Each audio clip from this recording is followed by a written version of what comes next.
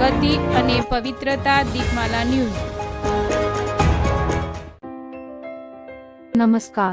માનનીય વડાપ્રધાન શ્રી નરેન્દ્ર મોદીએ તારીખ 16 સપ્ટેમ્બર 2024ના રોજ ગાંધીનગરના સેક્ટર 1 સ્ટેશન ખાતેથી માનનીય રાજ્યપાલ શ્રી આચાર્ય દેવવ્રત, મુખ્યમંત્રી શ્રી ભૂપેન્દ્રભાઈ પટેલ તથા અન્ય મહાનુભાવોની ઉપસ્થિતિમાં અમદાવાદ ગાંધીનગર વચ્ચેના મેટ્રો રેલ પ્રોજેક્ટ ફેઝ 2નો લીલી ઝંડી બતાવીને શુભારંભ કરાવ્યો હતો।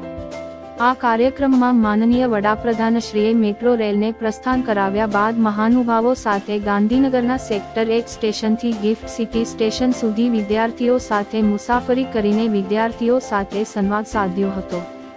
દીપમાલા ન્યૂઝ કલોલ।